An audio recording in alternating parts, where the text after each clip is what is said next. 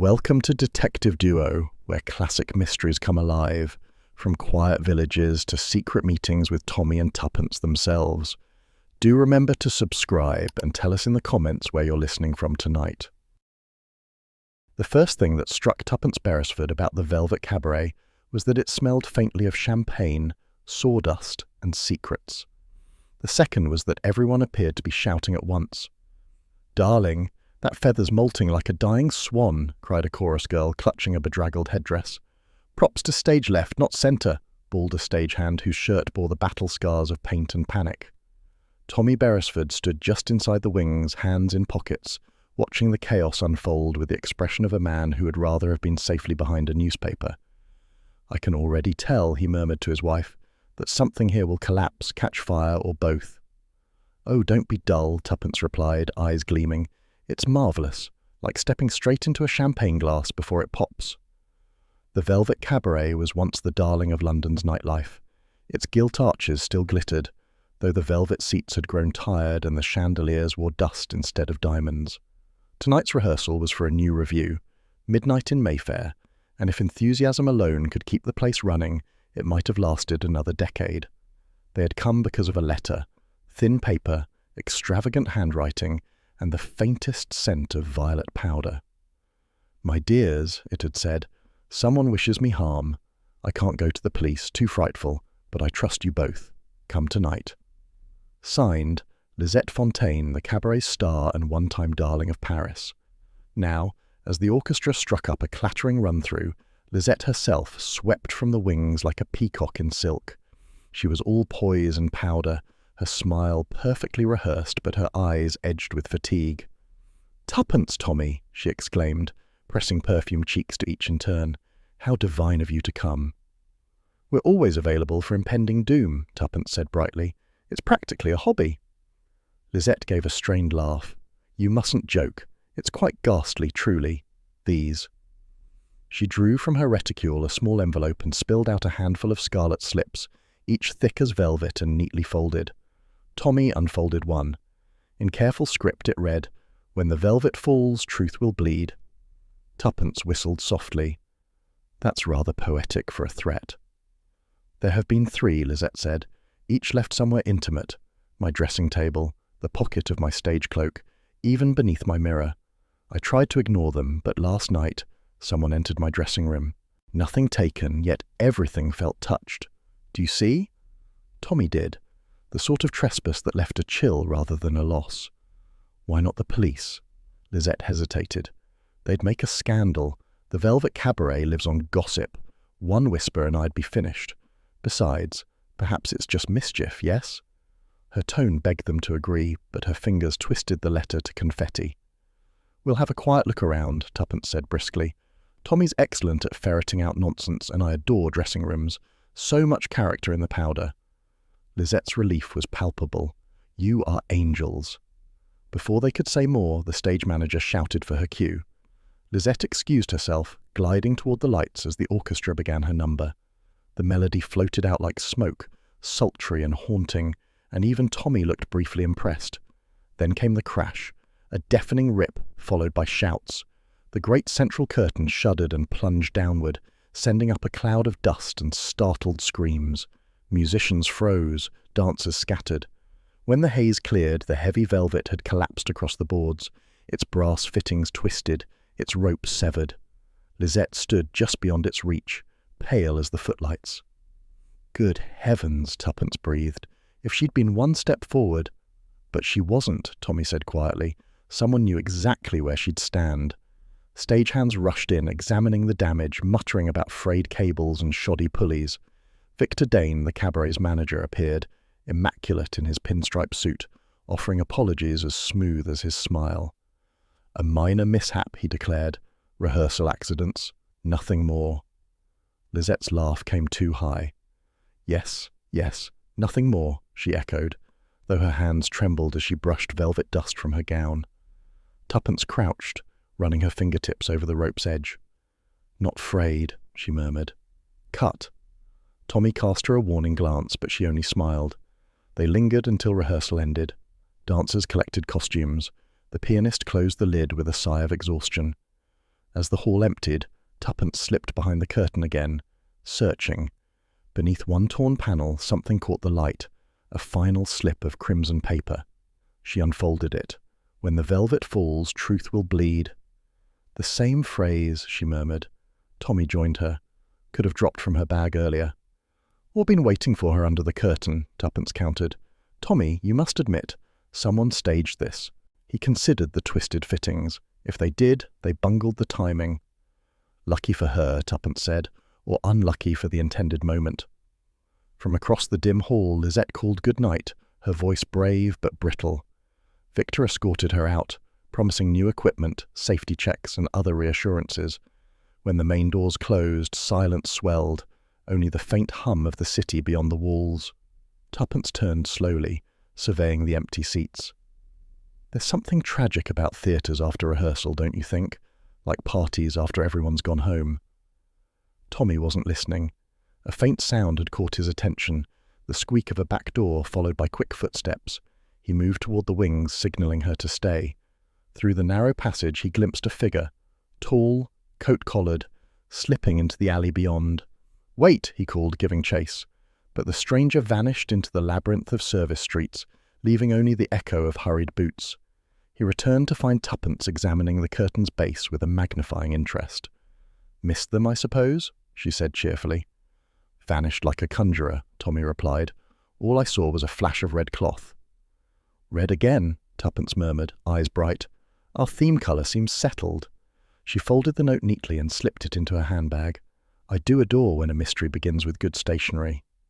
Tommy sighed. "You adore any excuse for meddling." She linked her arm through his. "Nonsense. We're merely helping an old friend. Besides, don't you feel it?" "Feel what?" "The prickle in the air. Something's about to happen. The curtain's only just gone up." Tommy glanced once more toward the shadowed exit where the unknown figure had disappeared. "That's what I'm afraid of." Together they moved deeper into the backstage corridors, the heavy doors swinging shut behind them with a soft, conclusive thud, like the turning of a key in a lock. Tuppence Beresford paused at the threshold of the backstage corridor, struck at once by the peculiar mixture of glamour and neglect that clung to its walls. Fading wallpaper curled like tired petals, gilt-framed posters winked beneath cracked glass, and somewhere in the distance a lone dancer practiced a stubborn sequence of taps, each one sharp as a pinprick. Lisette, moving ahead of them, held her shawl close, as though the very air pressed unwelcome fingers against her spine. "Forgive the state of things," she murmured, unlocking her dressing room. "The Velvet Cabaret has charm in photographs, but far less in person." Tommy stepped aside as she pushed the door open. Warm light spilled out, catching a flurry of colours. Silks draped over chairs, strings of pearls, half-used pots of rouge, a vase of wilting roses, and the unmistakable clutter of a woman who lived her life in performance. Yet beneath the perfume and powder there was tension, like a bowstring drawn tight. "I do adore a dressing room," Tuppence said lightly, though her gaze sharpened. "One can tell an extraordinary amount by the state of a woman's chaise longue." Lisette attempted a smile, but faltered. "There's hardly anything here worth reading." "Oh, I wouldn't say that," Tuppence replied, striding to the vanity. "Your letters, for example. Might we see the others?" Lisette hesitated, then crossed to a lacquered box on the counter. She withdrew 3 additional slips of red paper, each folded with deliberate care, each marked by elegant handwriting that seemed to breathe menace. Tommy leaned in to read the first. "Count the shadows you've collected. They will collect you." The second, "A secret kept under glass will cut its keeper." The third, "Before the final fall, the guilty will stand alone." Tuppence absorbed them with the keen delight of someone offered a puzzle wrapped in silk. "Oh, these aren't idle taunts," she declared. "They're structured, progressions of a sort, almost a countdown." Lisette sank onto the small stool, twisting her hands. "It began a fortnight ago. I hoped it was a cruel joke, someone trying to frighten me, perhaps jealous of the new show. But after tonight's curtain," her voice thinned, "you understand."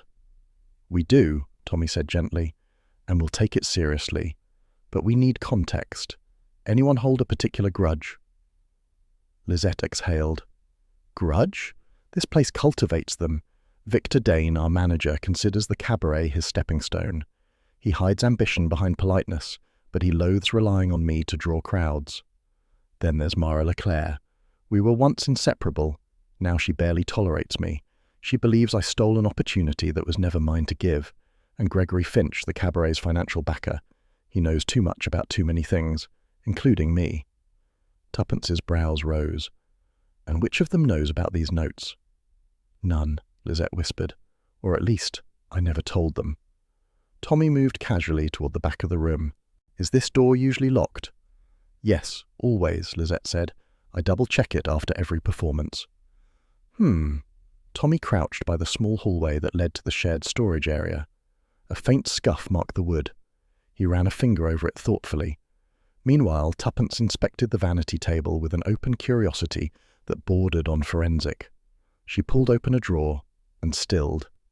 Lisette, was this you? Lisette turned. Inside the drawer, necklaces lay tangled, a brooch overturned, bracelets pushed aside, as if someone had rifled through them in haste. No, Lisette breathed. I never leave it like that.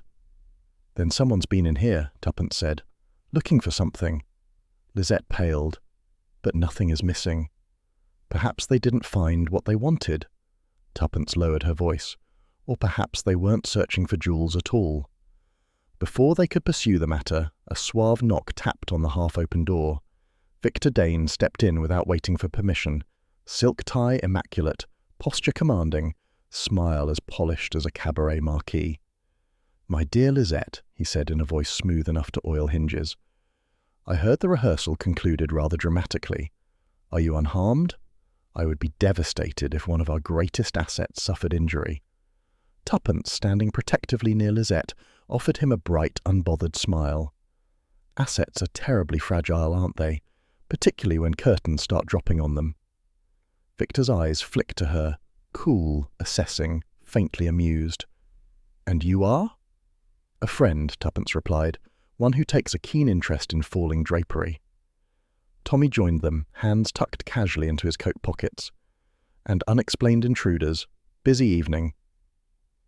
Victor's pleasant facade tightened by a thread. "Intruders? Certainly not. We maintain excellent security. The incident tonight was nothing more than wear on old rigging." Lisette's trembling returned. "Still, Victor, someone must have tampered." "Lisette." He softened his voice, stepping close enough to appear comforting and yet somehow dominating the room. "You're exhausted, that's all. The strain of rehearsal. Let's not conjure ghosts." "You conjure them yourself by dismissing them," Tuppence countered, her tone light but edged. Victor dipped his head, acknowledging the jab with a smile too polite to be genuine. "If something truly concerns you, Miss Fontaine, you need only come to me. I handle all matters efficiently." "And uninvitedly," Tommy muttered.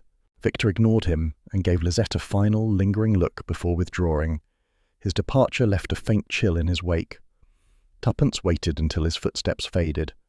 "Well, he's as innocent as a cat near cream." Lisette buried her face in her hands. "I don't know who to trust anymore." Tommy laid a reassuring hand on her shoulder. "That's why you asked us here. We'll look into it quietly. Begin with staff interviews tomorrow. Tonight, lock this door." They escorted Lisette to the main corridor. She thanked them in a quavering voice before disappearing through the far exit.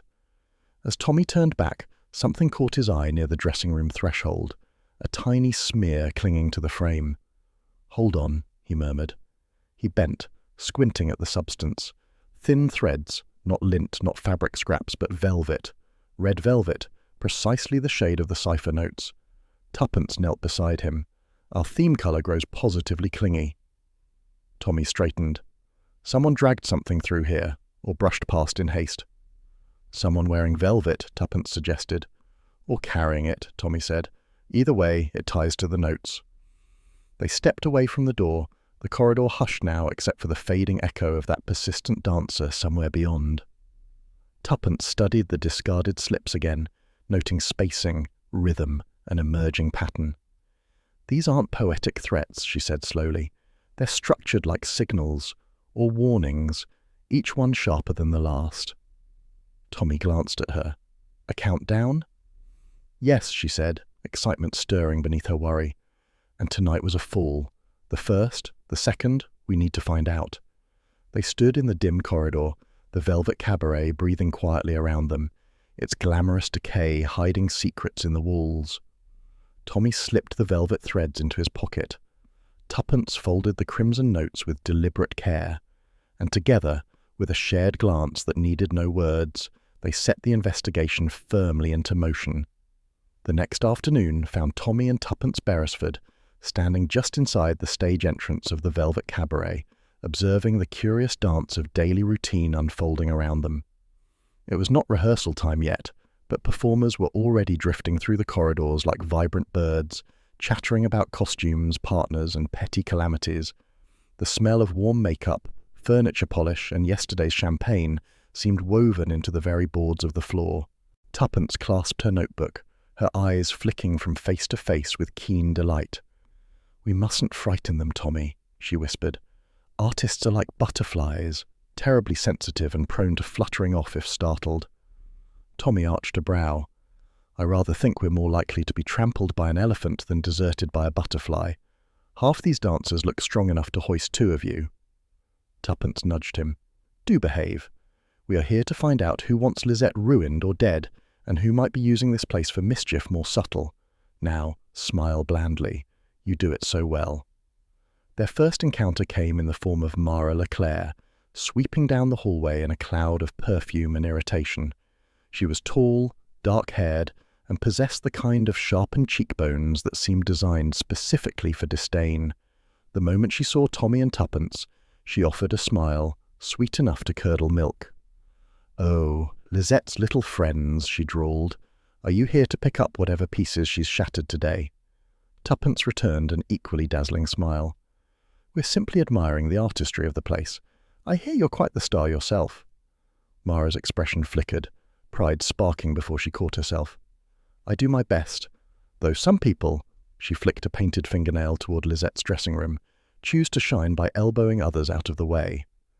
Tommy leaned casually against a prop crate. "Care to elaborate?" Mara gave a theatrical sigh.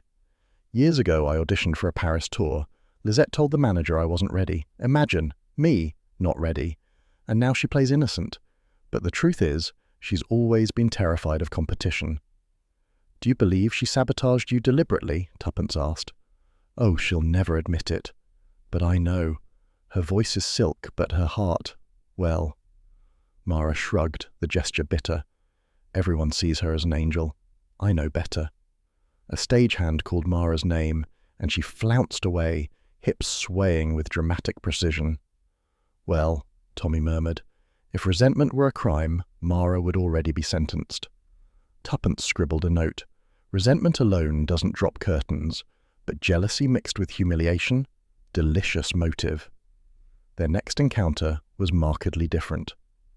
Claudette Rowe, the costume seamstress, sat hunched over a dress hem in the quiet of the wardrobe room. She was small, soft-voiced, and moved with the hesitating grace of someone accustomed to being overlooked. Her fingers trembled slightly as Tuppence approached. "Miss Rowe," Tuppence asked gently, "might we trouble you for a moment?" Claudette looked up in alarm. I don't know anything." "We haven't asked you anything yet," Tommy said kindly, pulling up a stool. "Lisette mentioned you've been with the Cabaret for several years. You must know its rhythms." Claudette swallowed.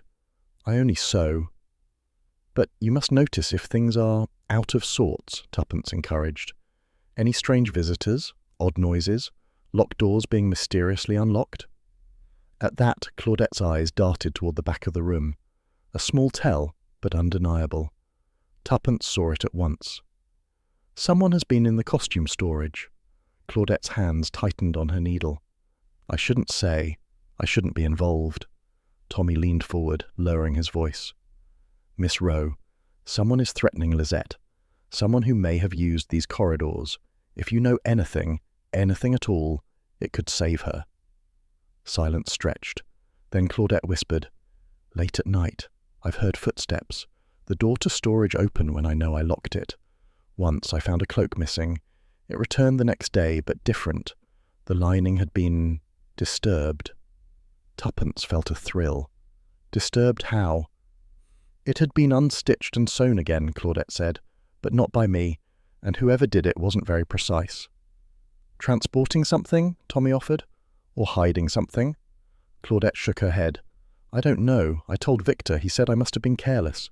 Tuppence thanked her warmly. "You've been very helpful." As they stepped into the hall, Tommy murmured, "So someone is slipping into locked rooms and tampering with clothes? Smuggling, messages, both." "Or more simply," Tuppence added, "someone hoping to pin guilt on Lisette by using costumes associated with her." Just then, a murmur passed down the corridor like a ripple on water. Gregory Finch, the Cabaret's financier, had arrived. He was tall, pale, and impeccably dressed, with the air of a man who knew the exact price of everything and the value of very little. His gaze swept the hall with cool detachment. Victor Dane approached him, clasping his shoulder with a smile a shade too eager. The two stepped into a secluded niche, their conversation hushed but intense. Tuppence drifted closer, ostensibly examining a framed poster. "Can't delay any longer," Gregory whispered. "The accounts won't survive another month." "They will," Victor replied silkily, "once the new backers commit, but they require certainty." "Certainty," Gregory scoffed. "In a crumbling cabaret filled with gossip and ghosts?" Victor's smile thinned. "Then we must ensure the show tonight is unforgettable. Success inspires confidence." Gregory's eyes darkened. "Failure inspires questions, and I know which you fear more." Tuppence slipped back to Tommy's side before the men noticed. "Well," she whispered, "there's tension of a financial flavour." "Always dangerous," Tommy said. "Money makes people reckless." Their afternoon wanderings brought them backstage near the far right wing. A faint draught tugged at Tommy's sleeve. He paused. Odd.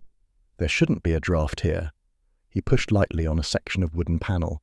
To his surprise, it shifted. "Tuppence," he called softly. "Come see." The panel swung inward to reveal a narrow alcove, dim and dusty. On a small crate lay a ledger bound in cracked leather and a collection of velvet scraps, red, blue, and black, each cut into precise squares. Tuppence's eyes glittered. Oh, how perfectly sinister. Tommy opened the ledger. Inside lay pages filled with columns of numbers, symbols, initials keyed to dates. Not a financial account, something coded. "This is no costume inventory," he said. "It's some sort of log." Tuppence touched one of the velvet squares. "And these match the texture of Lisette's notes. Tommy, someone is operating a system here. Velvet as signalling material, ledger as cipher key." "For what purpose?" "For a purpose we must learn quickly," she said, "before another so-called fall occurs." Their investigation was cut short by a sudden commotion from the stage area. Lisette, still pale from the previous night, was speaking with the stage manager. Her movements were tight, strained. "I can't rehearse today," she said, attempting grace but failing. "I'm dreadfully unwell." Victor appeared instantly. "Nonsense, you're simply tired." Lisette stepped back. "No, Victor, I'm cancelling." Her refusal sent murmurs spreading like wildfire. Tommy and Tuppence hurried to her side. "Lisette," Tuppence said softly, "shall we escort you?" Lisette nodded gratefully. The three slipped out through the side door into the narrow alley behind the cabaret. The afternoon hum of London life pressed faintly in the distance. Tommy scanned the shadows, alert. Just as Lisette reached her car, a stone clattered against the pavement. Wrapped around it was a scrap of red velvet. Tuppence snatched it up. Another message. "The third fall approaches." Lisette gasped. Tommy spun, catching a glimpse of a fleeing silhouette disappearing between delivery crates. He lunged after it. "Tommy!" Tuppence called, but he was already in pursuit. He chased the figure through the alley's twists and corners, but the stranger was swift and familiar with the terrain. By the time Tommy reached the main street, the figure had vanished into the crowd. He returned to the car, breath steadying. Gone.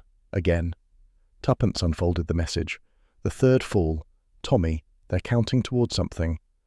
"And we," he replied grimly, "are running out of time." Tuppence closed her notebook with decisive force. "Then tomorrow we question everyone, thoroughly. Someone here is staging a sequence, and the next act may be fatal." Together they guided Lisette safely inside her car. As it pulled away, Tuppence looked back toward the Velvet Cabaret, a theatre of bright lights and darker secrets, and felt the tightening pull of an approaching storm, not of weather, but of human intent.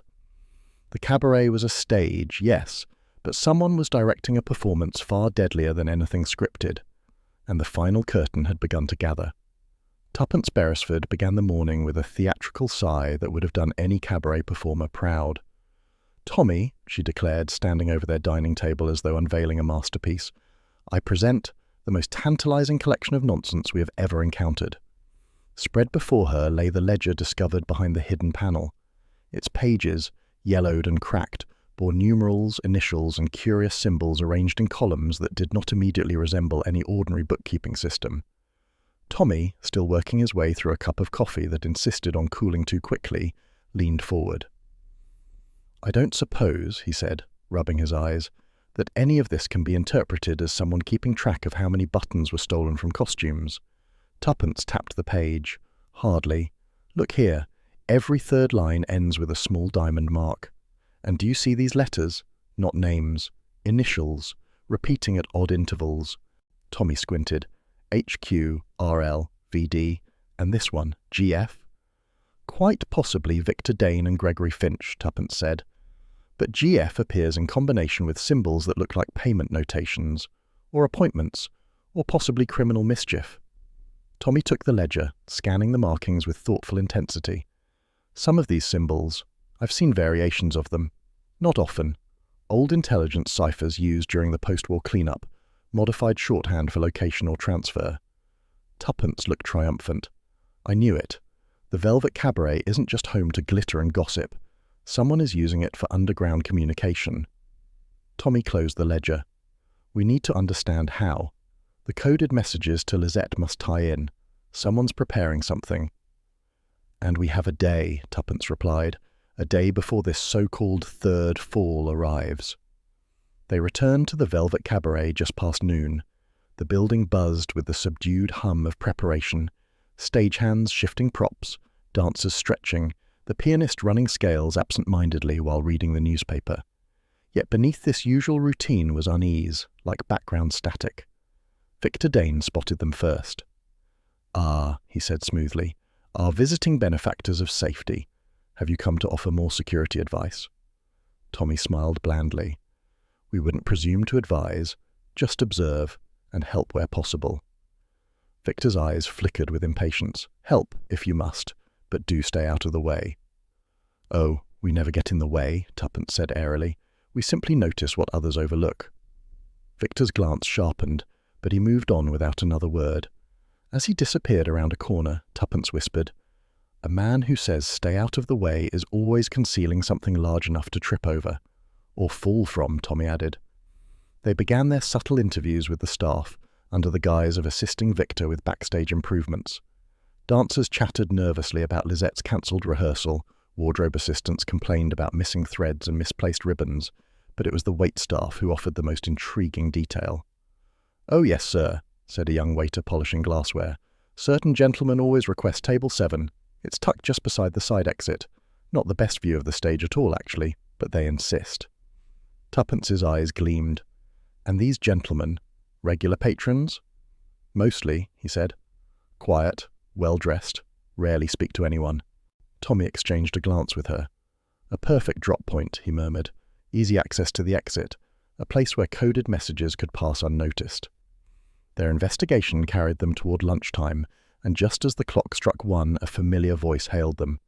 "Beresfords, always turning up where trouble gathers."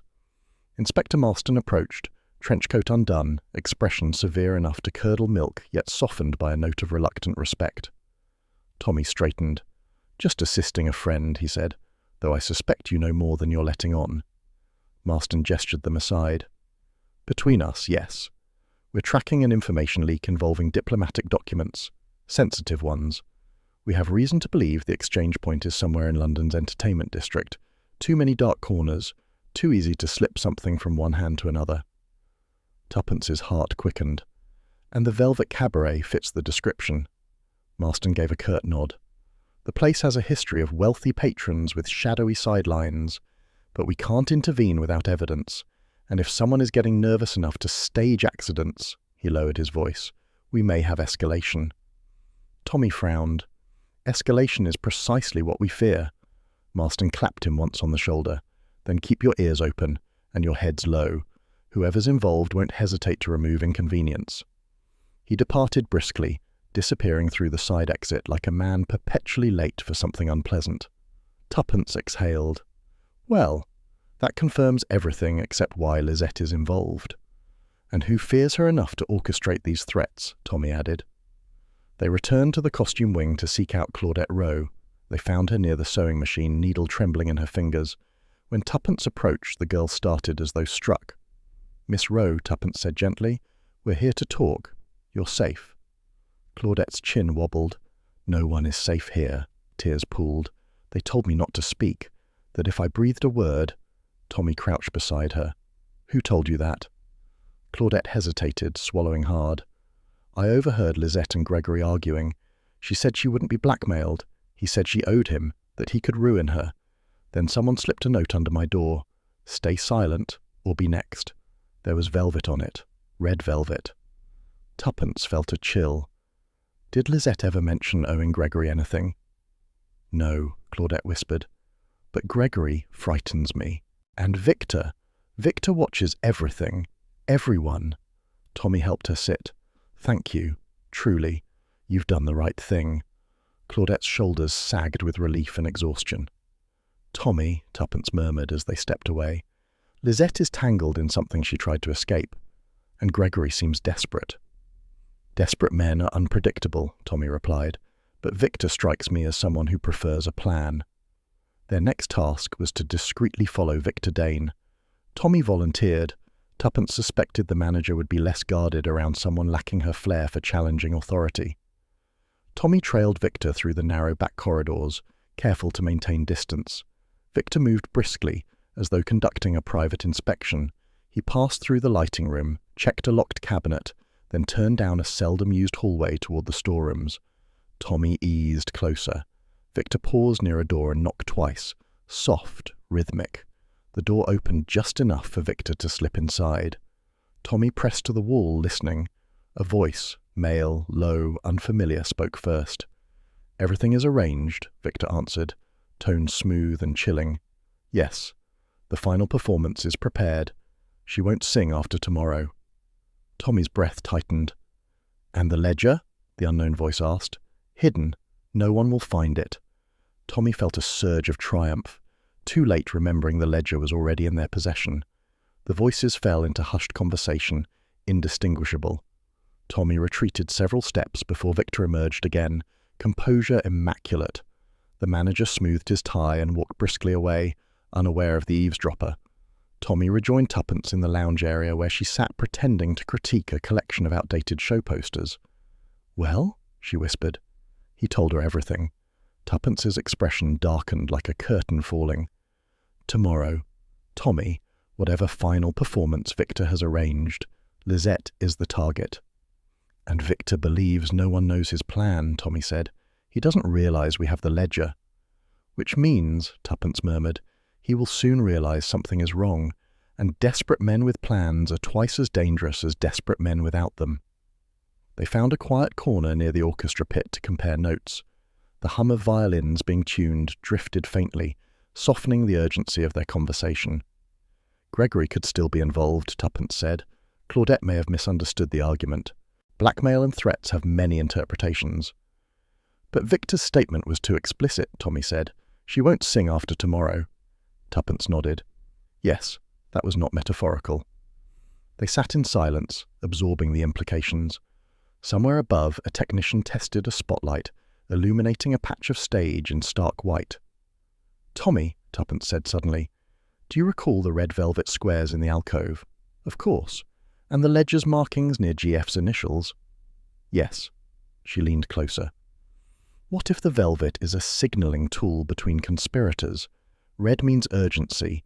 Blue could mean location. Black could mean completion. A system hidden in plain sight among costumes." Tommy considered it. If Gregory and Victor are part of the same operation, smuggling information perhaps, they may be communicating through staged exchanges, and Lisette has become a liability. "Which means," Tuppence said slowly, "she may have discovered more than she realizes." They left the cabaret only after rehearsals wound down, ensuring Lisette reached home safely. They promised to return early the next day with a plan. As they walked toward the underground station, Tuppence folded her arms tightly. "Tommy," she said, voice low, "we're missing one crucial point. These falls, the curtain collapse, the tampered rigging, the stone with a message, each one is escalating, and each one is timed." Tommy nodded grimly. "Yes, because the final act is tomorrow." "And if we don't stop it," Tuppence whispered, "Lisette Fontaine may never sing again." They walked on in heavy silence, the ledger tucked carefully into Tommy's coat. The lights of the velvet cabaret dwindled behind them, but the shadow it cast stretched long across their path, filled with danger, deception, and the unmistakable scent of a plan nearing its end. Tomorrow would bring answers, or disaster. The velvet cabaret was alive in a way that felt almost predatory, its lights too bright, its shadows too watchful, its breaths too sharp. Evening rehearsal was never quiet, but tonight the air carried an unmistakable thrum of unease, as though the building itself knew danger prowled behind its curtains.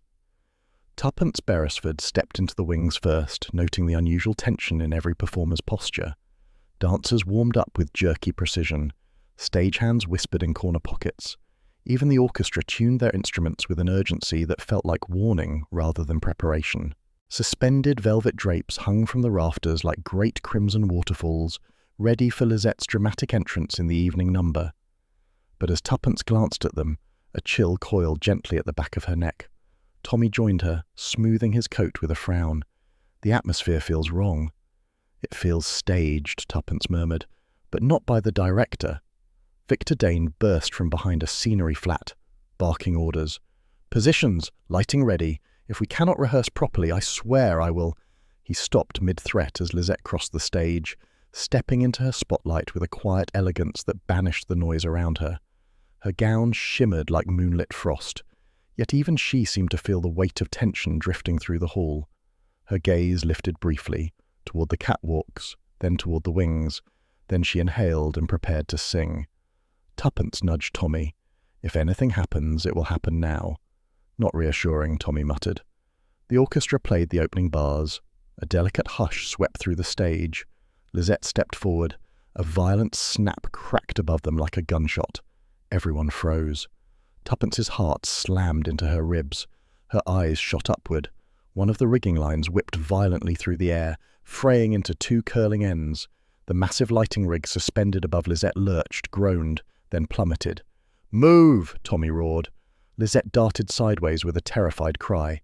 The rig crashed into the stage where she had stood seconds before, splintering wood, bursting sparks, and sending a tremor through the entire theatre. Screams erupted.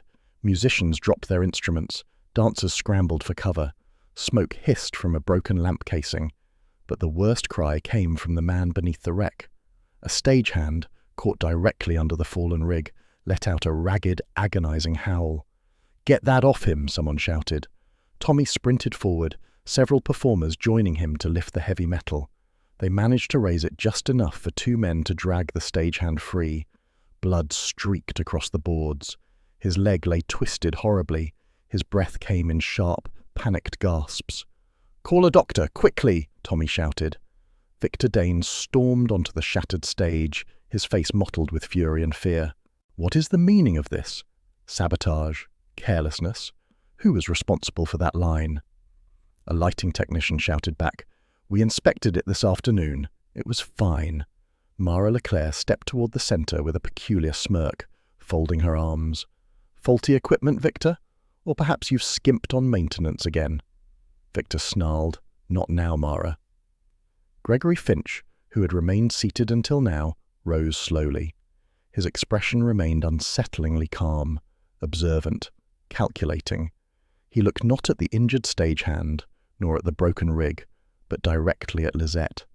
His gaze lingered a heartbeat too long. Tuppence's instincts flared. She moved quickly, crouching near the shattered wooden plank where the rig had struck. Beneath splinters and twisted screws, something glinted red. She reached for it. A note. Deep crimson paper. Sharp crease. She unfolded it. "The final fall is almost here." Her stomach tightened. "Tuppence." Tommy hurried to her. "Is she hurt?" "Lisette is unharmed," Tuppence said quietly. but someone else nearly died in her place. Tommy took the note, jaw tightening. This wasn't an accident. No, Tuppence agreed. It was a rehearsal. Inspector Marston arrived minutes later, called by a frantic usher. He stormed through the theatre with an expression that suggested someone would be thrown into a cell before the night ended. He took statements, prowled the stage with dark suspicion, and glanced often at Victor, who seemed insulted by the implication he might have been negligent. Meanwhile, Tommy drew Tuppence aside. "Did you see the screws on that bracket? They weren't sheared, they were loosened." "I noticed," she said grimly. "Deliberately. And the rope was sliced. Only part way, a slow sabotage designed for maximum drama." "Whoever did it wants Lisette dead," Tommy said, "but wants it to look like theatre tragedy." Tuppence pressed her lips into a thin line. "Or wants the company to believe someone else wants her dead." "Layers within layers," Tommy murmured. "But I found something too." He gestured for her to follow him behind the scenery flats and up a staircase. Dust coated every step. The rafters echoed with the faint settling groans of an old building. Tommy pointed at the catwalk above. "Footprints," he said. "Fresh. Someone's been moving around where no performer or technician should be during rehearsal." Tuppence studied them. Light steps, small size but fast. Someone comfortable on heights. "It narrows our suspects," Tommy said. "It does," Tuppence replied, "and none of those suspects makes me feel any better." After the injured stagehand was carried away and rehearsal was officially cancelled, Tommy and Tuppence returned backstage to find Lisette trembling backstage in a small armchair. She clutched a cup of tea untouched. Her silver gown had torn at the hem, and dust clung to the fabric like ghostly fingerprints. Tuppence knelt at her side. "Lisette, are you certain you weren't hurt?" "No," Lisette whispered. "No, but I might have been." She shivered violently. "Tuppence, I didn't tell you everything. Not all of it. There's something else." Tommy pulled a chair close. "We're listening." Lisette swallowed. "Years ago in Paris, I saw Gregory Finch meeting a foreign diplomat. Documents exchanged, money too. I don't know what it meant except that it was wrong. I kept silent. I was afraid." Tuppence leaned forward. "Afraid he might silence you?" Lisette nodded. "I left Paris abruptly, and then Gregory followed me to London. He tried to be friendly, too friendly. He asked strange questions, made subtle threats, and now, these attacks." Tommy frowned. "Lisette, if Gregory knew you held information that could expose him, he has motive, but so do others." Lisette closed her eyes. "Do you think he's trying to kill me?" Tuppence hesitated. "I think someone is. And Gregory is not the only one with secrets." Lisette dug her nails into her palms. "There's more. That night in Paris, someone else saw me near the exchange. Not Gregory. Someone I never identified. I've wondered if—" She broke off. "If they followed you here," Tuppence finished quietly.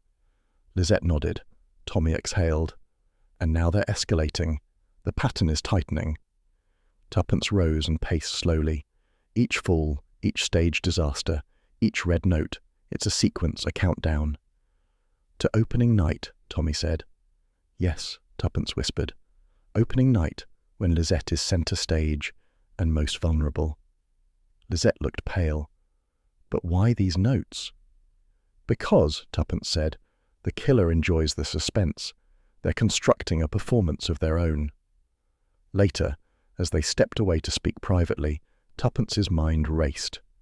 "Tommy, the clues aren't random. They're theatrical, carefully timed. Why mimic the language of a show?" "Because the murderer is part of the show," Tommy replied. "Someone who lives in its rhythm." "Victor?" Tuppence murmured. "Possible. Or Mara, if jealousy curdled deep enough." "Or Gregory," Tommy added, "if desperation drives him." Tuppence shook her head. "No, this is more than fear or greed. Someone is staging a narrative."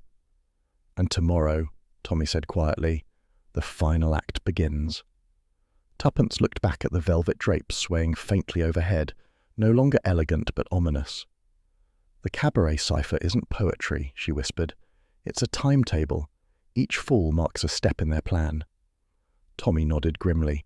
"Then we must stop the final fall." Tuppence turned toward the darkened stage. "Yes, before Lizette's voice goes silent forever. Tuppence Beresford's day began with a peculiar sense of purpose, the kind that arrived only when she felt very close to cracking the facade of someone else's lies. As she buttoned her coat, she announced, "Today, Tommy, we peel back the cabaret like an onion and hope we don't cry." Tommy straightened his tie with weary amusement. "We split up then? A divide-and-conquer approach?" "Precisely. You go ferreting after Victor's shadowy friends. I intend to speak with Gregory Finch. Men who fund things usually know why they want them to survive, or collapse." Tommy grabbed his hat. "And Mara?" Tuppence's eyes gleamed. "Oh, she and I will have a chat later. A long one." They stepped out into the crisp activity of London, parted at the nearest corner, and each set off toward a different path of discovery. Gregory Finch received Tuppence in his office above a quiet banking lane, the room more luxurious than she expected from a man supposedly drowning in debt. The windows were tall, the furniture polished, and a decanter of amber liquid glimmered on a walnut tray. He gestured for her to sit. "Mrs. Beresford, I assume this is about Lizette's anxieties." Tuppence smiled, all politeness with edges. "Lisette trusts you, or trusted. Yet she seems terrified lately, terrified enough to cancel rehearsals." Gregory exhaled sharply. "The cabaret is failing, miserably. Without Lizette's draw, we'd have closed months ago." "So," Tuppence said lightly, "you need her alive and singing." He stiffened. "If you're implying—" "I'm only observing," she interrupted, her tone silky. "You're evasive. You avoid speaking of finances. And Lisette said you once threatened her." His jaw twitched. "I warned her. That is not the same as threatening. She was considering leaving the show. She cannot leave. Without her, everything collapses." Tuppence leaned forward. "And if she exposes your dealings?" Gregory froze. Too still, too quickly. "There are no dealings," he said flatly. But Tuppence had seen the flicker, the guilt, the fear. Something Lisette knew frightened him more than bankruptcy. She stood. "If you're innocent, Mr. Finch, you're alarmingly convincing as the opposite." Tommy found Huxley Crane in a half-forgotten pub off Fleet Street, a man whose coat had lost its colour and whose face had lost its optimism. Tommy sat opposite him with the air of a polite stranger seeking harmless assistance. "Heard," Tommy murmured. "You're a man who moves information. Quietly." Huxley narrowed his eyes. "Who asking?" "Someone willing to pay for details about Victor Dane." Huxley swallowed. "Dangerous man, that one. Uses the cabaret to move messages. Velvet scraps, seams and costumes. Clever little system. Not my doing. I only pass along what's given." Tommy remained calm. "What does he plan for tomorrow?" Huxley hesitated, shaking slightly. "Tomorrow he makes his big move. Something about silencing a songbird forever." Tommy's stomach tightened. "Lisette?" Huxley shuddered. "Don't say names, I don't want them hearing. Look, I want out. Too messy now, too loud. If someone finds out I talk to you—" Tommy placed coins on the table. "You've done enough."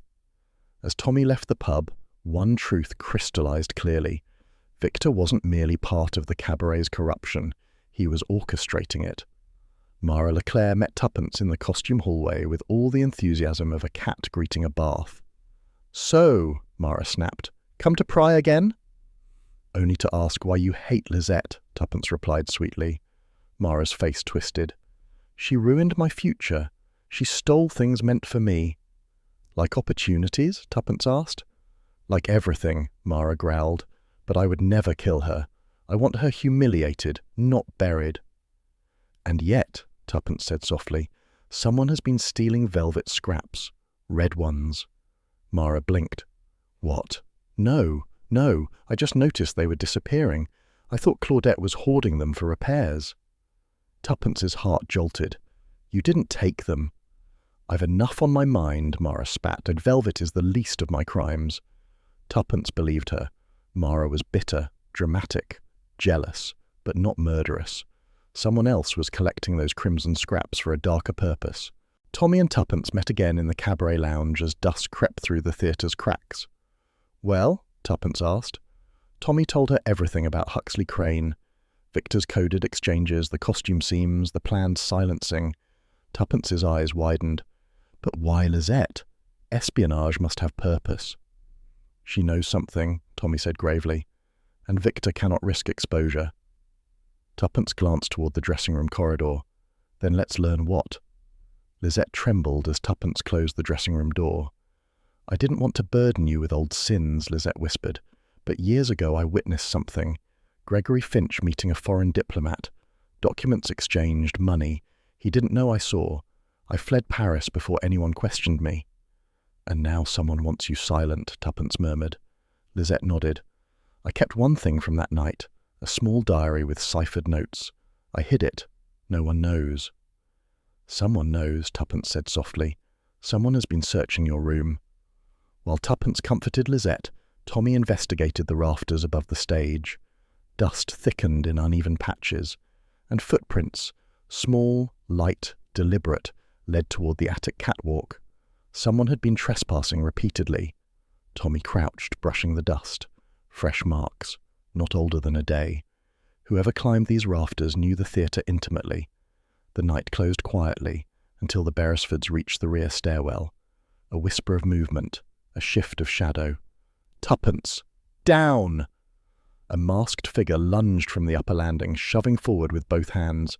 Tuppence stumbled back, gripping the rail, narrowly escaping the plunge. Tommy tackled the attacker, but the figure twisted free, sprinting into darkness. They vanished, leaving only a glove. Tuppence lifted it carefully. Inside the lining, fine red velvet threads.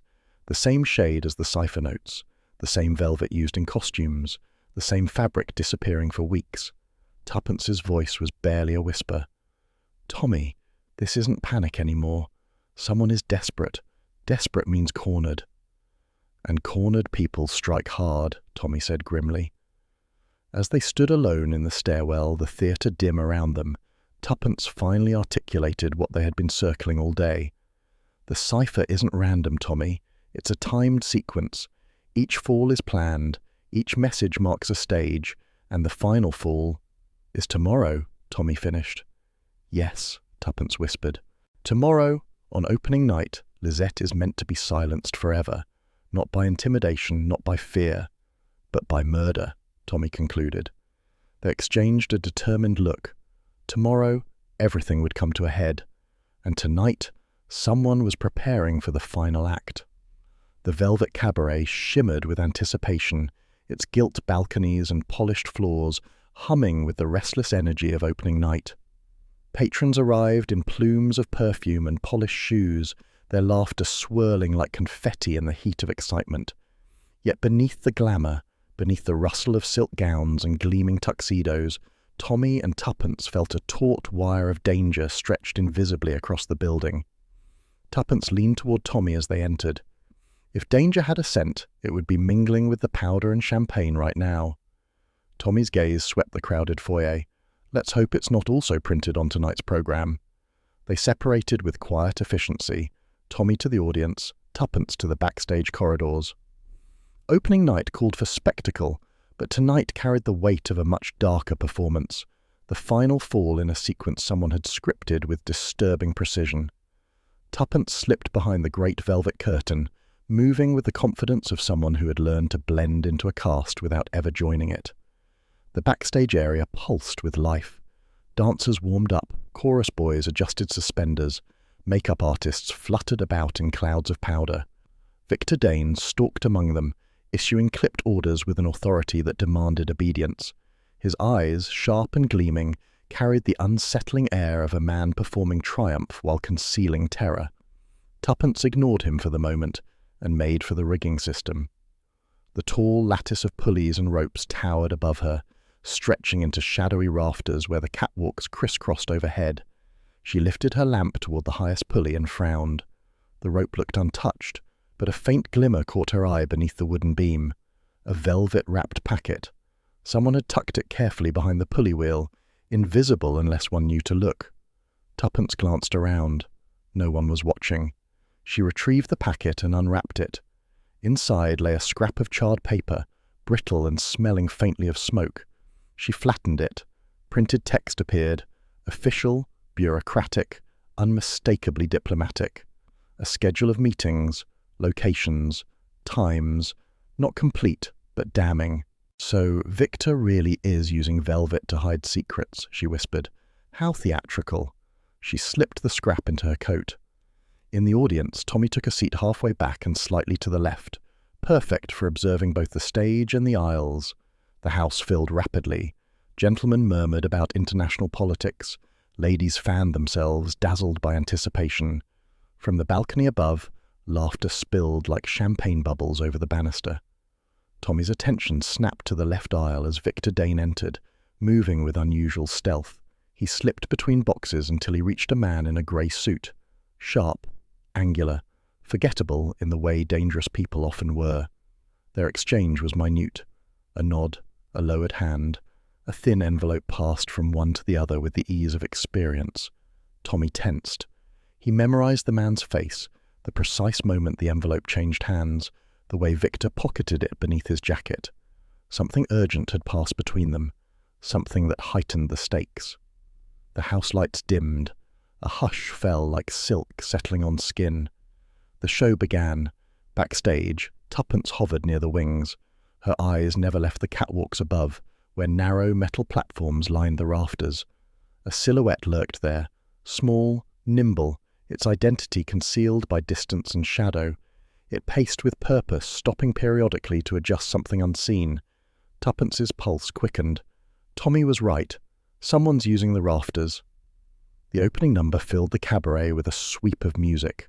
Dancers twirled across the polished stage, feathers trembling, heels tapping like rhythmic telegrams. The audience gasped and applauded.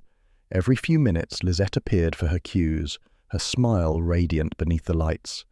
Yet her movements contained a taut tension that only someone who knew her well would see. She was performing, yes, but also surviving. Between numbers, Tuppence drifted closer to the ropes that anchored the curtains, checking each pulley. Everything felt too quiet, too prepared. A hand touched her shoulder. She spun. It was Mara Leclerc, looking pale beneath her stage rouge. "What are you doing?" Mara hissed. "You're not supposed to be here." "I'm admiring the mechanics of theatre," Tuppence replied, "and watching for sabotage." Mara's expression flickered. "If you're looking for villains, you're wasting time near me. I told you, I hate Lisette, but I'd never kill her." "I believe you," Tuppence said gently. "It takes passion to hate and passion to tell the truth." Mara blinked in confusion. "Then who?" But a fresh burst of applause drowned her question. Lisette stepped onto the stage for her penultimate number, her gown shimmering with silver beading. Her voice rose, clear and haunting, filling the theatre with emotion. Tuppence's eyes darted upward. The silhouette moved again, slowly, carefully, lifting something heavy. "Tuppence to Tommy," she muttered under her breath, though he couldn't hear her. "We're seconds away." Tommy leaned forward, every muscle taut. Lisette's voice soared into the final verse, her hand rising dramatically toward the glowing spotlights. Behind him, someone whispered in awe. In the wings, stagehands froze momentarily to watch her. Even Victor paused, his expression unreadable. The silhouette raised an object above the catwalk railing. A sandbag. Heavy. Deadly. Tommy rose from his seat. Tuppence sprang into action. "Lisette!" she shouted, her voice piercing the music. Lisette startled. The sandbag dropped. Screams ripped the theatre air. The bag smashed into the stage floor with a thunderous crack, splintering wood just inches from where Lisette had leapt aside. Planks flew. Dancers shrieked. The orchestra faltered in confusion. "Curtains down!" Victor bellowed, though his voice trembled. Chaos surged forward like a wave. The velvet curtains crashed shut, muffling the panic of the audience. Stagehands scrambled toward Lisette, who trembled in the arms of a dancer. Tuppence rushed to her. Then, through the smoke of dust and toppled scenery, a figure dashed from the shadows of the catwalk. Tommy appeared from the opposite side, seizing the fleeing silhouette by the arm. A struggle ensued, violent, frantic. The figure twisted, wrenching free with astonishing agility. Something fell from their clothing, fluttering to the floor. Another red slip. The figure bounded through a backstage exit and vanished into the labyrinth of service corridors. Tommy cursed softly and retrieved the fallen note. He unfolded it. "The velvet falls when truth rises." Tuppence reached him breathless. "Did you see their face?" "No," Tommy said, teeth clenched. Mask, small build, quick. Male or female? He shook his head. Couldn't tell, but they knew the catwalk well. Together they returned to the stage, where inspectors summoned by frantic ushers were already storming in. Inspector Marston barked orders at officers while directing others to escort the audience safely out. Lisette sat on a crate, shaken but unharmed. As Tommy approached, she looked up with wide, luminous eyes. "I know," she whispered. Tommy crouched. "Lisette, what do you know?" She swallowed hard. "Who wants me dead?" The world seemed to still. Tuppence knelt beside her. "Then you must tell us now." Lisette's voice trembled, scarcely audible. "Because tonight I recognize something, a gesture, a way of moving, a person I once trusted." Tommy leaned closer. "Who? Lisette, who?" But her lips parted without sound, as though the truth itself weighed too heavily to release. Inspector Marston strode toward them. "You three, office, now." Tuppence placed a steadying arm around Lisette. "Come, my dear. Tonight is too dangerous for you to be alone." They followed the inspector, leaving behind a stage littered with broken planks, spilled costumes, and a gaping hole in the floor where death had almost completed its cue. Footlights flickered uncertainly, as though reluctant to shine upon the violence committed in their glow. Tommy glanced once more at the red slip in his hand. The final fall was approaching, and someone hidden among the velvet shadows was determined to finish the performance. Lisette Fontaine sat in the small green room like a marionette with strings cut, her silver gown rumpled, her hands twisting in her lap. The aftermath of the attempted attack lingered in the air, panic still echoing faintly through the theatre corridors. But here, behind a closed door, a quieter dread took hold. Tommy and Tuppence sat opposite her, the inspector hovering near the doorway like a brooding sentinel. It was Tuppence who spoke first, soft but unyielding. "Lisette, you said you knew who wanted you dead. You must tell us the truth now." Lisette's eyes brimmed, her mascara smudging into dark crescents. "I didn't wish to burden you," she whispered. "I hoped, foolishly, that the past had buried itself."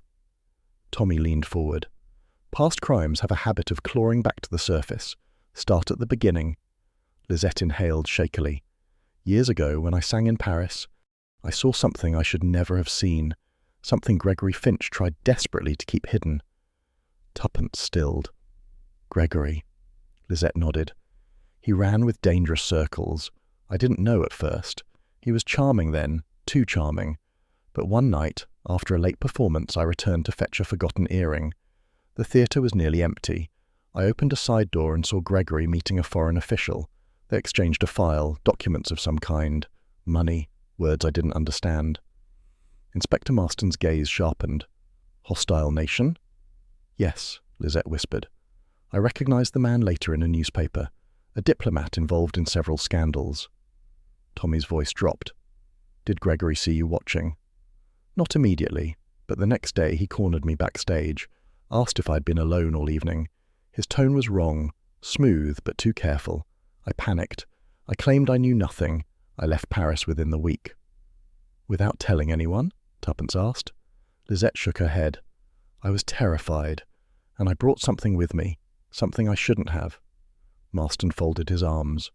"The incriminating material." Lisette rose and crossed to her vanity drawer.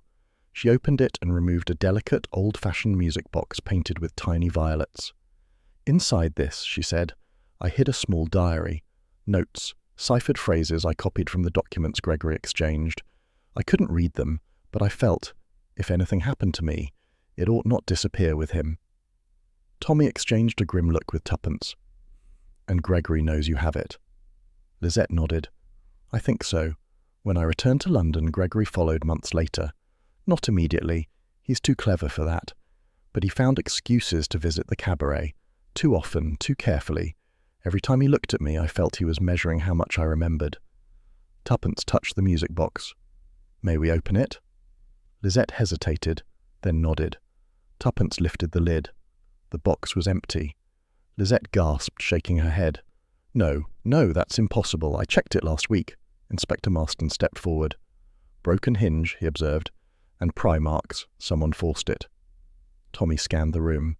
No signs of a struggle. Whoever took it had time, and a key perhaps. Lisette covered her face. It's gone, and I don't know who has it now. Tuppence placed a reassuring hand on her arm. Someone wanted this diary before killing you. That tells us everything. The diary is dangerous, perhaps more dangerous than any of us realized. Marston exhaled. We've been tracking Gregory Finch for months. Smuggling suspicions, espionage, but nothing firm. If that diary contains proof, he'd kill to reclaim it, Tommy finished. Lisette trembled. But is Gregory truly the one trying to kill me? Would he risk so much attention? Tuppence stood, pacing slowly. Gregory is controlled, meticulous. He prefers quiet pressure, blackmail, manipulation, financial sabotage. But these attacks, the curtain drop, the sandbag, the staged drama, no, they're theatrical, emotional. Someone is mixing espionage with something far more personal. Marston frowned. Meaning? Meaning Gregory did not strike me, Tuppence said. At least not directly. He is the shadow behind one thread of this mess, but he is not the hand pulling every rope. Lisette looked up, fear widening her eyes. Then who? Tuppence held up a finger. Not yet. We need more pieces before naming names. Later, after Lisette had been escorted to a guarded dressing room and Inspector Marston departed to coordinate officers, Tuppence went hunting for Claudette Rowe. The seamstress was exactly where one expected her, in the costume room, stitching with trembling fingers. She flinched when Tuppence entered. Claudette, Tuppence said gently, I need you to tell me the truth now. All of it. Claudette's needle froze mid-air. I don't. No lies, Tuppence said firmly. Not anymore. Lisette's life depends on honesty. Claudette's lips quivered. Tears pooled. I didn't mean harm, she whispered. I swear I didn't. Tuppence sat across from her. Who threatened you? Gregory? No. Claudette shook her head, sobbing. It was Mara. Tuppence blinked. Mara? She cornered me weeks ago. Said Lisette ruined her life. Said she wanted Gregory exposed so she could watch Lisette fall from grace. She told me to misplace velvet scraps, plant misleading hints, leave backstage doors ajar. Nothing dangerous, she said, just enough to make Lisette look careless. Tuppence exhaled slowly. Blackmail? Claudette nodded. Mara said she'd tell Victor I'd been selling design ideas to rival houses. I wasn't, but he'd believe her. I panicked. And the red velvet messages? No, Claudette cried. Those weren't Mara. I don't know who wrote them. She only wanted suspicion cast on Gregory. She never wanted Lisette hurt, just shamed. She said she'd take revenge on Lisette's reputation, not her life. Tuppence absorbed this quietly. Then someone hijacked Mara's petty sabotage and turned it into attempted murder. Claudette nodded miserably. I think someone else was watching. Someone who used our mistakes. Tuppence touched her hand, gentle but focused. Claudette, listen carefully. Mara resented Lisette. Gregory feared Lisette. But someone else hated Lisette.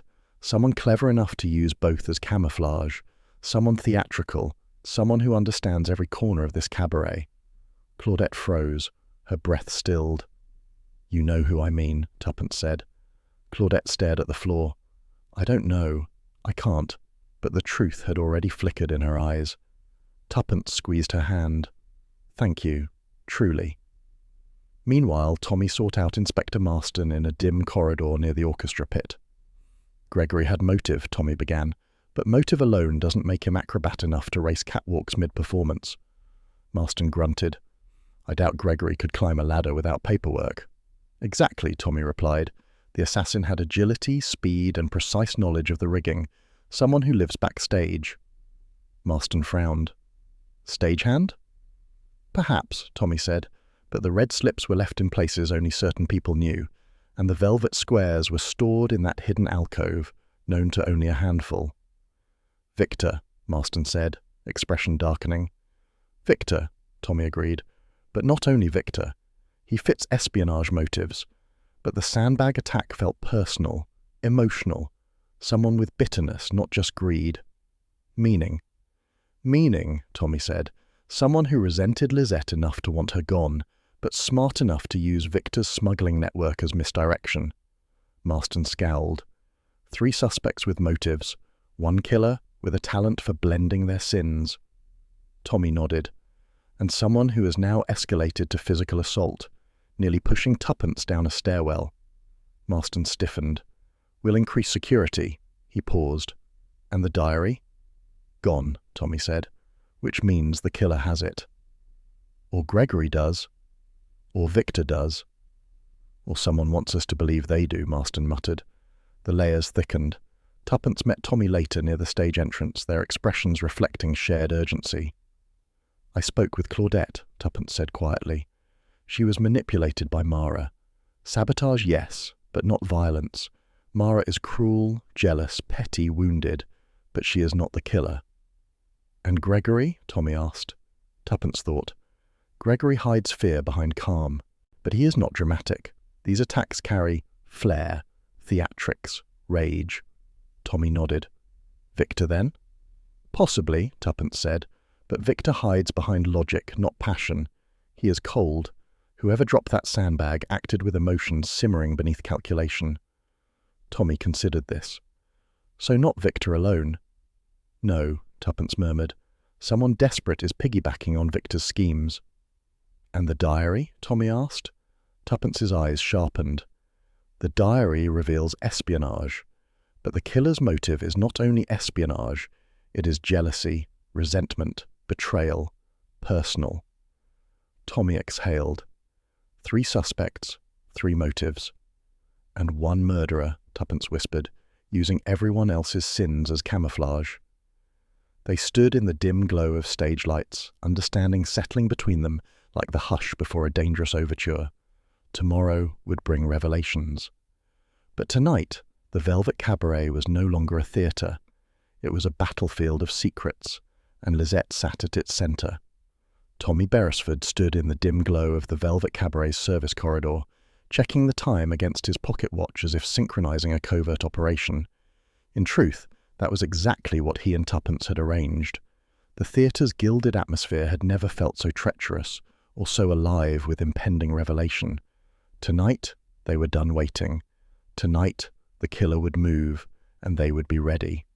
Tuppence joined him a moment later, her expression sharp with purpose. Lisette is prepared. She knows what to do. And Inspector Marston has his men placed throughout the theatre, quiet as shadows, just as we asked. Tommy nodded. And the rumour? A wicked spark lit her eyes, spread widely. Every suspect has now heard she found the diary. Good, Tommy exhaled. Now let's see which rat abandons cover first. The plan was simple only in theory. Lisette would appear to stage a private rehearsal for her final number. Word had been fed, accidentally of course, that she had recovered the missing coded diary and intended to confront the villain after the performance. The news spread backstage like wildfire. Anyone desperate enough to kill would strike before she could reveal anything. Tuppence squeezed Tommy's arm. I'll take the catwalk. You take the rafters, remember. Signal only when you're absolutely sure.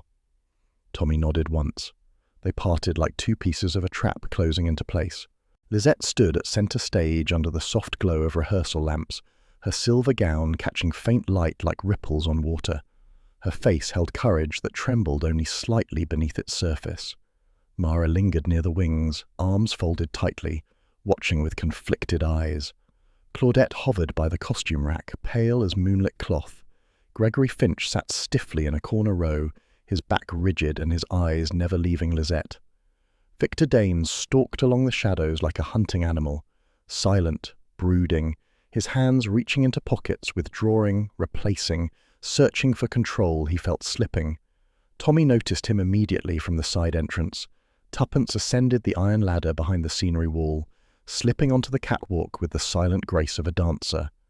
From this height, the theatre stretched below her, an intricate puzzle of ropes, pulleys, beams, and shadows. Her heart pounded, not with fear, but with the electric tremor of imminent truth.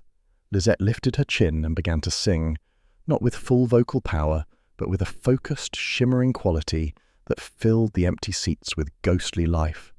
Her voice drifted through the rafters, mingling with tension like perfume with smoke. Tommy scanned the upper platforms. Somewhere above him, a murderer crept. It came first as a whisper.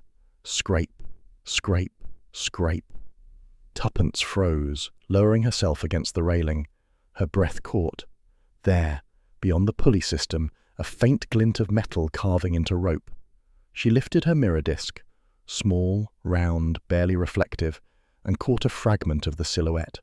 Someone crouched over a thick rigging line, soaring slowly through fibers that would, when released, drop a massive counterweight squarely onto the stage, directly where Lisette stood. Tuppence signaled downward, a subtle flicker of her lamp. Tommy caught the pulse of light instantly and slipped into the rafters, moving toward the source of the sound. Each step across the beam felt like advancing into the lair of a creature wounded but dangerous. He reached a narrow ledge and peered around a pillar. The figure turned. Victor Dane, knife in hand, velvet pouch tied around his wrist. Tommy stepped forward. "Drop the knife, Victor." Victor did not flinch. Instead, he offered a slow, humorless smile. "Ah, Mr. Beresford, always 2 steps behind." Tommy moved cautiously onto the beam. "You're cornered, Victor. The theatre is full of officers. End this now." Victor glanced down at Lisette, who remained unaware beneath her spotlight. "It was supposed to be poetic," he murmured. "A tragic fall for a tragic woman. And quite useful, really. One less liability, one loose end tied." Tommy's jaw hardened. "You've been smuggling coded information for years. Lisette accidentally glimpsed enough to ruin you." Victor snorted. "Ruin? I built this theatre on secrets. I live on shadows. She should have looked away." "And the diary?" Tommy pressed. Victor's grin sharpened. "Recovered and burned. You think I'd leave such evidence lying about?" Tommy's heart lurched. So the diary was gone, but not the truth. "Victor," Tommy said quietly, "you played your game too long, and you got sloppy. Every attack has your signature, precision pretending to be accident." "Ah," Victor chuckled, "but you missed the twist, Mr. Beresford. I never sent those red notes. I wanted Lisette dead, but the notes, those were someone else's flourish." Tommy stiffened. "Someone else?" Victor shrugged. "Never bothered to find out. I simply used the chaos. But now she dies." He raised the knife again. Tommy lunged. Their bodies collided on the narrow beam, sending vibrations through the metal frame. The knife clattered, skidding toward the catwalk edge. Victor struck Tommy hard across the jaw. Tommy staggered and grasped the beam just before slipping. Below, Lisette's voice soared to a trembling high note. Tuppence crawled along the catwalk, urgently untying the counterweight rope. "Just a little. More." "Enough theatrics," Victor snarled, grabbing Tommy's coat. "I end this now." Tommy braced himself, gripping Victor's wrists. "You won't touch her again." Victor shoved. Tommy slipped an inch. Tuppence sliced the rope. The counterweight jerked violently, shifting balance across the rigging. The beam lurched beneath Victor's feet. He flailed, trying to steady himself. Tommy seized the moment, twisting Victor's arm and sending him sprawling onto the catwalk. The inspectors burst through the upper door. Victor stopped struggling. Rage flickered through him, then resignation. "It was supposed to be perfect," he muttered, as 2 officers hauled him upright. "Information traded in velvet. Death delivered by spotlight. A fitting end for a woman who thought she could outsing me." Tuppence leaned over him coldly. "You weren't the only one who thought that." Victor sneered. "Meaning?" "Meaning the red cipher wasn't yours," Tuppence said. "Meaning someone else wanted Lisette ruined long before you tried to kill her." Victor laughed darkly. "Let them try. I'm finished here." Inspector Marston clamped his shoulder. "Yes, you are." Below, Lisette faltered mid-song as officers rushed across the stage. Her voice faded into silence. Mara staggered back, pale. Gregory sat utterly still as if petrified. Claudette hid behind the curtain, clutching her apron. Tuppence and Tommy descended together. Lisette reached for them. "It was Victor? Truly?" She looked both relieved and devastated. "He tried to kill you," Tommy said gently. "Repeatedly." Lisette pressed trembling fingers over her lips. "But the notes, the taunts, he said those weren't his." "They weren't," Tuppence said. "Someone else fed those flames." Gregory rose abruptly. "You think it was me?" he snapped. "I may have had secrets, but I never wished her dead." Tuppence met his glare. "Gregory, Victor admitted burning the diary. That was your greatest threat. If you wanted her dead, you'd have done it quietly years ago." Mara stumbled forward, tears streaking her cheeks. It wasn't me. I swear it. I hated her, yes, but I never wished. She broke off, sobbing. I only planted stupid clues to embarrass her, not kill her. Claudette emerged slowly, wringing her hands. Miss Tuppence, those velvet scraps, I didn't put all of them where Mara told me. Some went missing without my help. Tuppence nodded. Yes, because someone else used your sabotage as camouflage. Gregory frowned. Then who? Tommy lifted the last red note between two fingers. The handwriting, the folding style, the precise placement. They belong to someone who spends hours backstage, someone who watches everything. Claudette's breath hitched. Lisette whispered, No, it can't be. Tuppence placed a hand on her shoulder. Lisette, whom did you trust most backstage? Claudette burst into tears. I never meant harm, she wailed. Never. I wrote the notes at first. To scare her, not hurt her. She always got the best roles, the gifts, the praise. I only wanted her frightened. But someone else, someone used my childish cruelty. Someone used my notes as cover. Lisette stared in horror. Claudette. Oh, Claudette. Claudette fell to her knees. I didn't cut anything. I didn't drop anything. It was Victor who turned it deadly, not me. He saw my notes and realized they made perfect misdirection. Inspector Marston stepped nearer. So the red cipher began as envy and became murder when Victor joined the game. Claudette sobbed harder. I never thought he'd hurt her. Lisette knelt beside her, grief but also pity softening her expression. Oh, Claudette, why didn't you speak sooner? I was ashamed, Claudette whispered, and terrified. Tommy exchanged a glance with Tuppence. The mystery had always been layered, but now the final pattern was clear. 3 suspects, 3 motives, all woven together by a killer who had exploited their flaws to disguise his own acts. Victor had manipulated them all, and now he was gone, dragged out through the theatre doors in handcuffs, shouting curses at the dying glow of the stage he once ruled. As the night waned, the velvet cabaret lay still, its gilded splendor muted by exhaustion. Lisette sat in her dressing room while detectives took statements, occasionally gripping Tuppence's hand like an anchor. Tommy leaned against the wall, arms folded, surveying each face. Marston finished his notes. Victor Dane will be charged with attempted murder, espionage, and smuggling. Claudette, he sighed. Her part was foolishness, not violence. The court will decide the rest. Tuppence soothed Lisette. You're safe now. Lisette exhaled shakily. I feel as though I've sung my last note. Hardly, Tommy said with warmth. You survived a villain's masterpiece. You'll survive his arrest too. Lisette laughed weakly. Perhaps, and perhaps I owe my life to both of you. Tuppence winked. You may repay us in champagne after all the paperwork. Tommy extended a hand to Lisette. Shall we see the dawn, mademoiselle? She rose slowly. Yes, I think I shall. As they stepped through the corridor, the same corridor where death had stalked her, Lisette glanced back at the silent stage. No more velvet falls, she whispered. No, Tuppence said softly. Only curtains rising. The velvet cabaret stood strangely quiet the morning after Victor Dane's arrest, as though the building itself exhaled a long-held breath. Dust lay undisturbed across the catwalks. Ropes swayed gently in still air. The great velvet curtains hung with their usual decadent weight, no longer instruments of menace. For the first time in days, the theatre felt merely like a theatre again. Tuppence stepped into the wings with the satisfied air of a woman crossing the final line of a treacherous race. You know, Tommy, she murmured, I never thought I'd feel sentimental about velvet, yet here I am, quite pleased to see it staying where it belongs. Tommy joined her, hands in pockets, giving the stage a cautious look, as though it might suddenly leap at him. I'll be happy if I never see a rope pulley again, or a counterweight, or a sandbag. In fact, I may give up stages entirely. Darling, you already detest musicals. This experience will hardly worsen your prejudices. Tommy sniffed. I do not detest musicals.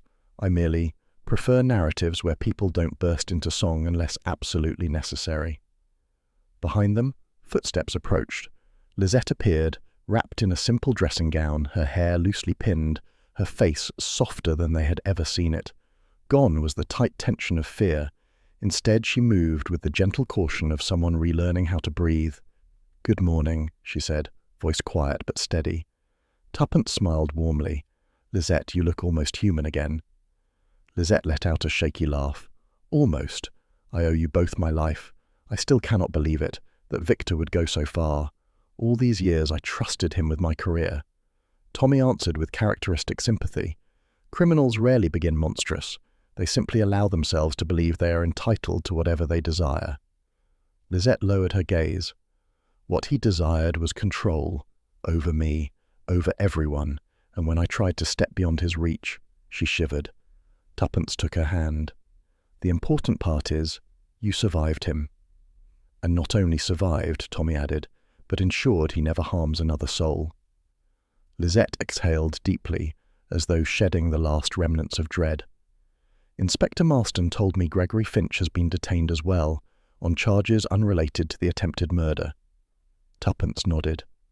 "Yes, espionage is hardly a slap-on-the-wrist offence."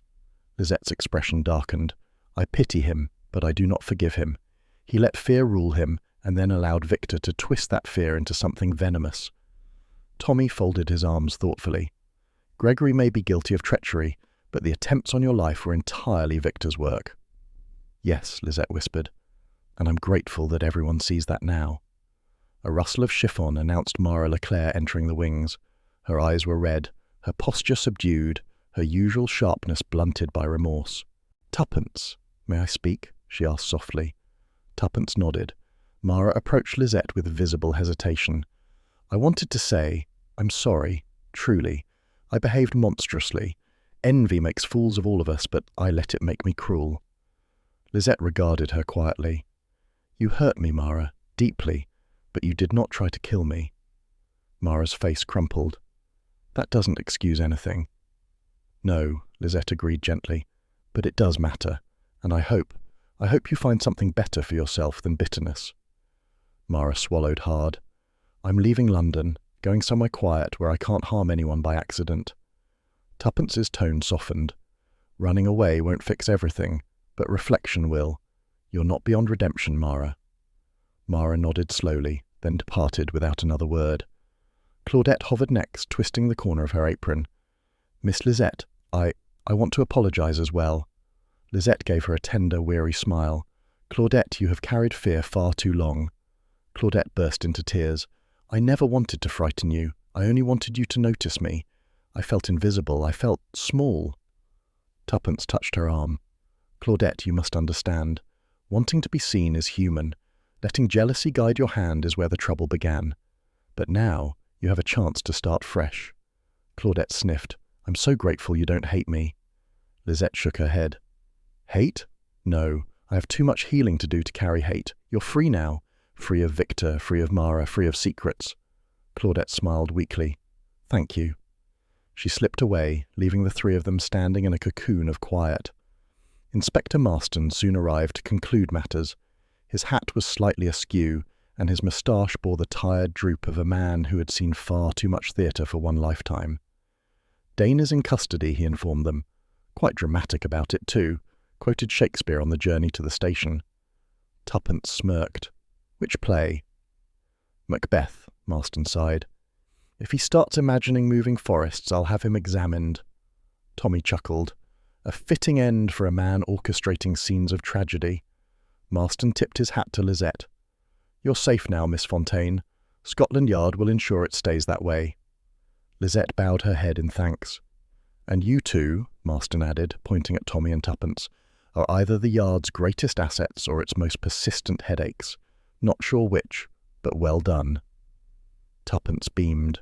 "Inspector, that may be the closest thing to poetic affection we will ever hear from you." "Don't make me regret it," he muttered, turning to leave. When the last constable disappeared and the theatre settled into deep quiet once more, Tommy and Tuppence wandered to centre stage. The empty seats stretched before them, silent witnesses to a chaos they would never fully comprehend. The scent of dust and powder lingered like an afterthought of drama. "It feels different now," Tuppence murmured. "Peaceful, almost. Imagine, this place contained so many secrets only hours ago." Tommy shuddered, and most of them seemed determined to fall on someone's head. She laughed softly. "Darling, You truly will never trust a theatre again." He gave a gruff shrug. "I never trusted it to begin with. Too many curtains, too many shadows, and too many dramatic personalities." "Well," Tuppence said brightly, "you married one." He gave her a look. "Yes, and I've regretted it daily." "Liar," she said, leaning her head against his shoulder. "I am," he admitted. "Completely." Lisette joined them again a few minutes later, but now she carried her old music box, the one Victor had pried open. She ran her fingers along its chipped edges. "It's ruined," she said softly, "but I want to give you something, a thank you." Tuppence held up her hands. "Lisette, you owe us nothing." "Perhaps," Lisette replied, "but allow me this." She walked to centre stage and placed the music box on a stool. The lid hung loose, no longer able to play its gentle tune. Lisette took a deep breath, then stepped into the soft golden glow of the rehearsal lamps. "For you," she said, voice trembling with emotion, and she began to sing, not loudly, not theatrically, but intimately, like a whisper of gratitude set to melody. Her voice wove through the empty rows, delicate yet radiant, carrying the quiet triumph of a woman reclaiming her life. Tommy and Tuppence stood still, letting the music settle gently around them. The theatre, stripped of danger, seemed to lean closer, listening as though it too sought closure. The final notes drifted into silence. Lisette bowed her head. "That," she murmured, "is my curtain fall." Tuppence approached her, eyes shimmering. "Lisette, that was beautiful." Tommy nodded, his voice surprisingly soft. A perfect ending. The three of them stood together in the hush, performer and detectives, each quietly acknowledging what they had endured and survived. At last, Lisette gathered her music box and left the stage with a renewed calm. Tuppence turned to Tommy. "Well, darling, perhaps next time we pick a quieter hobby." Tommy sighed, slipping an arm around her waist. "My dear Tuppence, the day you pick a quiet hobby will be the day the world itself ends." She grinned. Then it settled, onward to the next catastrophe. They stepped out of the velvet cabaret into the cool London night. Street lamps glowed softly, carriages clattered on distant cobblestones, and above them a sky free of theatre rafters stretched open and peaceful. Tommy inhaled the fresh air. No velvet, no catwalks. Lovely. Tuppence laughed, linking her arm with his. "Until next time, partner." Side by side they walked into the night, ready, whether they admitted it or not, for the next adventure waiting patiently in the shadows.